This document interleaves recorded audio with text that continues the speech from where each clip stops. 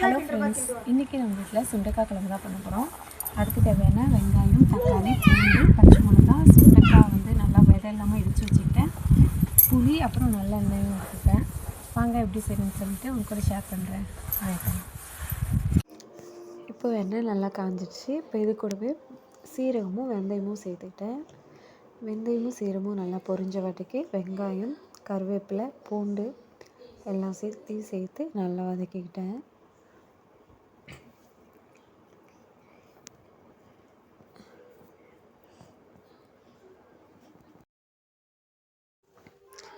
வெங்காயம் நல்லா வதங்கினதுக்கப்புறம் நறுக்கி வச்சு 2 தக்காளி சேர்த்து நல்லா ஃப்ரை பண்ணிக்கிட்டேன்.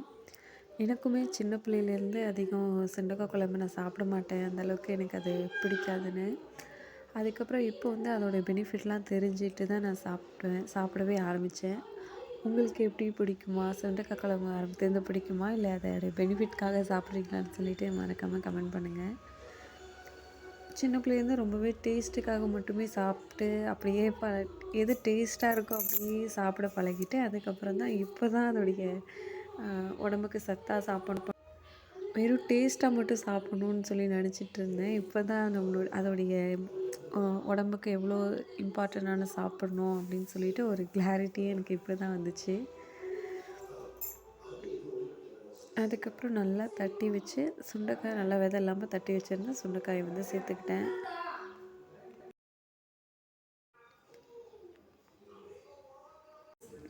இந்த சுண்டைக்காய் வந்து எங்கள் காட்டிலே ஒரு செடி வச்சுருந்தோம். அந்த செடியில் காய்ச்சி வச்சு நம்ம கடையில் வாங்கி செய்கிறத விட நம்ம வீட்டு செடியிலே காய்ச்சி சமைக்கிறதுல ஒரு தனி ஸ்பெஷல் தான். இப்போ குழம்புக்கு காரத்துக்கு தேவையான 2 ஸ்பூன் மிளகாத்தூள் வந்து சேர்த்துக்கிட்டேன்.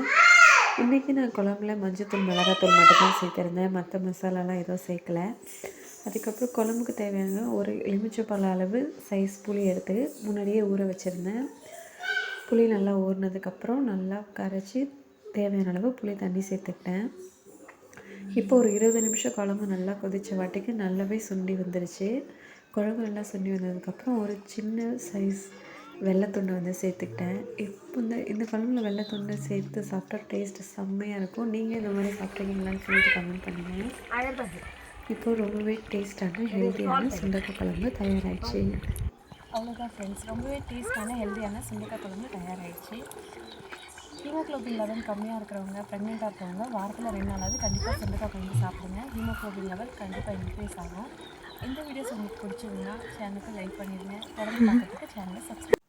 ஹலோ ஃப்ரெண்ட்ஸ், இன்றைக்கி பால்வாடியில் தம்பிக்கு சத்து மாவு தான் கொடுத்துருந்தாங்க. இன்றைக்கி சத்து மாவு கொழுக்கட்டை செய்யலான்னு சொல்லி தான் ரெடி பண்ணிகிட்ருக்கேன். இதுக்கு 1 பாக்கெட் சத்து மாவுக்கு தேவையான உப்பு, 2 ஏலக்காய், சர்க்கரை சேர்த்து சுடுதண்ணி சேர்த்து கொஞ்சம் கொஞ்சமாக பிசைஞ்சிக்கிட்டேன். இப்போ சின்ன சின்ன கொழுக்கட்டையாக பிடிச்சி அது மேலே தேங்காயும் தூவி விட்டுக்கிட்டேன்.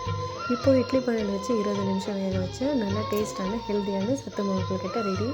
உங்களுக்கு சத்து மாவு கொழுக்கட்டை பிடிக்குமான்னு சொல்லி கமெண்ட் பண்ணுங்கள். நல்லா ஆவி பறக்க வந்துருச்சு. இப்போ தம்பிக்கும் போட்டு கொடுத்தேன். தம்பியும் ஜாலியாக சாப்பிட்டுட்டு இருந்தார். என்னோடய வீடியோஸ் பிடிச்சிருந்ததுன்னா தொடர்ந்து பார்க்கறதுக்கு சேனலை சப்ஸ்கிரைப் பண்ணிக்கோங்க. தேங்க்ஸ் ஃபார் வாட்சிங். ஹலோ ஃப்ரெண்ட்ஸ், இன்றைக்கி எங்கள் வீட்டில் டின்னர் ஸ்பெஷல் எதுன்னு பார்த்தீங்கன்னா சப்பாத்தியும் தக்காளி தொக்கும் தான் செஞ்சுருந்தேன். எனக்கு சப்பாத்தி கூட தக்காளி தொக்கு வச்சு சாப்பிட்ற காம்பினேஷன் ரொம்பவே பிடிக்கும். உங்களுக்கு சப்பாத்தி கூட என்ன சைட் டிஷ் வச்சு சாப்பிட பிடிக்கும்னு சொல்லிட்டு கமெண்ட் பண்ணுங்கள். சாப்பிட்டு முடிச்சுட்டு சூப்பராக ஒரு டீயும் போட்டு குடிச்சாச்சு.